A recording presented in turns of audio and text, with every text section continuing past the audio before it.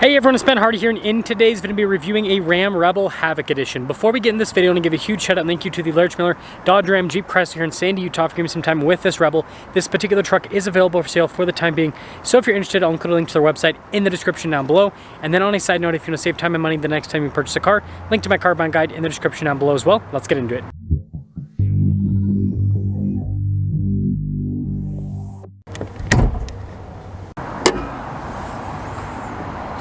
Powering this is a Hurricane, just kidding, a naturally aspirated 5.7 liter Hemi V8 that goes through an 8-speed automatic transmission. It produces 395 horsepower and then 410 pound-feet of torque. Fuel economy 17 around town and then 22 on the highway, and I bet I got some of you guys excited.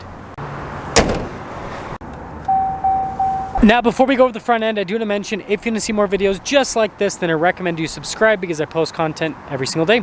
So starting with the hood, you guys can see the Rebel decal there, and then we've got the kind of like venting piece here at the side, even though it's not really venting, but it looks like it. Anyways, it says 1500 Hemi, e-torque, all of that fun stuff, but cool looking hood. We've got the Rebel's signature daytime running lights and LED headlamps, and then the grille all blacked out with the Ram logo in the center. Fog lights on either side. We've got tow hooks here at the bottom as well as parking sensors. And when you put it all together, looks pretty sweet.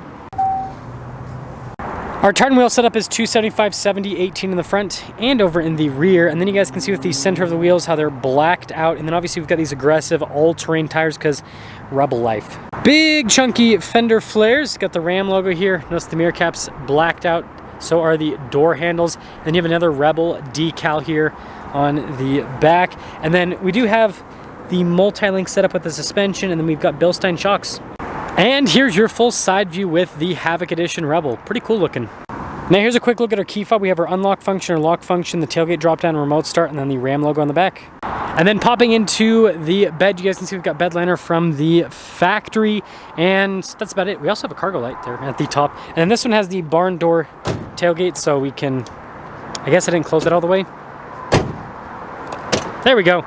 So we can obviously open it up, and you can open up the other one here. I'll show it just for video's sake. Look at that! Look at that! Now you've got these LED taillights blacked out in the center, and then you can see all the badges also blacked out, and the exhaust tips there at the bottom, and we've got parking sensors there at the rear as well. And putting it all together, let me know what you guys think about the exterior on this Havoc. Now taking a look at the door panel, you can see we've got really nice padding here, and then you guys can see with the stitching. Unlike the TRX, this doesn't have yellow stitching, interesting, but I like that trim there, and then you've got more padding as well. And then taking a look at the seats, we've got the upgraded leather seats, which are really nice. Of course, got the ice buckets down below, and then you've got under-seat storage as well. Legroom back here is really good. We've got a little storage pocket, and then headroom, also good. And would you look at this? We have a cup holder armrest. And I almost forgot, we've got some vents back here. We have heated seats, some USB action, full power outlet, cup holders, all the works. Now taking a look at the front door panel here, it's actually soft touch at the top, and then you guys can see with all the rest of the trim. Window controls, front rear automatic. We got our mirror adjustments. The mirrors do power fold in, memory seat function, speakers here for the sound system, and then we do have blind spot monitoring with the mirrors. And then here are the front seats. Notice it says Rebel there. Again, perforated all down the center portion. I do like the texturing there, it's really nice. Power adjustments. We've got our pedal adjustment here. We've got our parking brake light controls. We've got fog light and cargo light action, and the steering wheel is manually adjustable.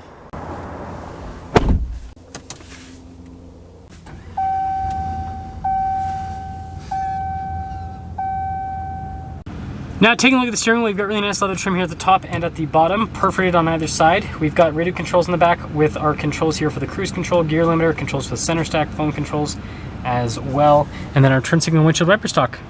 And then front and center, you guys can see full digital gauge cluster here, and we can change from the analog view to the digital view. And then this has other stuff like vehicle information. You got the map view as well with the navigation screen. All the stuff that comes with the new digital gauge cluster.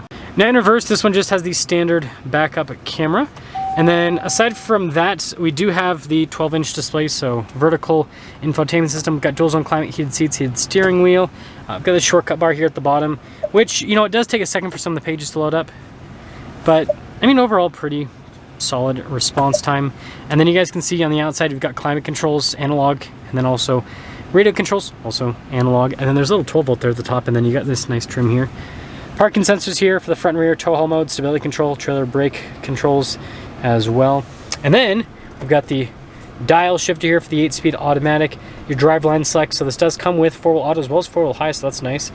You've got auto stop starts, off-road cruise control, and then your axle lock. Now you've got the center console here with the Ram logo on the top. Good storage space, got a USB inside of there too. The measuring charts. And then this slides backwards and forwards. And then you guys can see with the USB action, and then wireless phone charging pad, and we've got some outlet action too. Nice soft touch trim here on the dash, as you can see. And then Rebel there on the glove box. So that's pretty snazzy. Good storage space, the glove boxes as well. And then we do have a power sliding rear window. Just a button right there, and then regular mirror. Here's our window sticker for this Rebel Crew Cab, finished in Baja Yellow. Base MSRP is $57,290, but that's for the options, of course. So you can see we've got some options here. The Havoc Edition, $3,000, which for a special edition package, I think it's pretty reasonable, to be honest. And this also has the level 2 equipment group and all that stuff, multifunction tailgate. Anyways, after all options, wow, that's a lot more than the base price, $74,130. Let's see how it drives.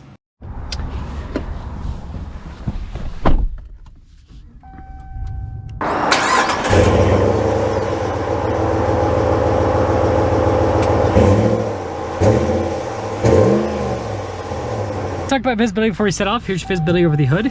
Both of the mirrors, just do blind spot monitoring throughout the rest of the rear. And I keep thinking there's gonna be a shifter here in the center, but it's got the dial shifter. I think that that would like make the Havoc Edition if they made it so the Havoc Edition had the GT package. Because I mean, it makes sense if you're gonna make, of course the tailgate's open. If you're gonna make a truck look this sporty, right, you should give it the sportier stuff. I feel like this hasn't happened in a while, by the way. I'm usually pretty good at closing these tailgates. I'm guessing it's this way. Yeah. You gotta be a little bit forceful with it. I thought that me going to the gym more often would help out with closing these tailgates for car reviews. I guess not. I guess I better start amping things up a little bit. But anyways, actually setting off in the Rebel here. Smooth. Seats are pretty comfortable. I do wish, again, part of the GT package, air conditioned seats. That's another thing that this should have, I think. I think that would also kind of make for a better package. Now some other stuff, it's comfortable. Suspension's comfortable. I like going over this little thing right here. Stays nice and planted. That's one of the nice things about the Rams. Now I will say the Rebel, it is a little bit rougher than like a Limited, for example, right? The standard springs versus the air suspension does change things. But another big thing is those Bilstein shocks. They're great for handling off-road compression, but on-road they can be a little bit more on the stiff side of things. Thing I've noticed about Bilsteins, nothing against them. I really like their shocks. They're just, and it's kind of just more how they're tuned. Man, those sprinklers are watering the sidewalk more than they are that grass. The things I notice after being a homeowner, I guess. Yeah, brakes are good too. That's a big diesel truck. Okay. Let's see. This one has the e-torque, and the Rebels come standard with a 392. Love this new digital gauge cluster so much. I think it just looks cool. I'm still like, I think the digital is okay, but I think the analog's the way to go in terms of the aesthetic. Well, let's get our acceleration here. Woo! Good torque, good sound. What more could you ask for? So to sum things up, Havoc Edition. I think it's cool that Ram's doing these special editions. I do think they did a better job on the TRX than this though, because in the TRX you got like the yellow stitching on the inside and it like felt a little bit more special. This is literally just a paint job. So I think that part is a little bit disappointing. And again, I do think that Ram should have done this, like made the Havoc Edition a GT. So they had the console shifter, the paddle shifters, the ladder exhaust, the air intake, all that kind of stuff. I think that would have made sense with the sporty theme.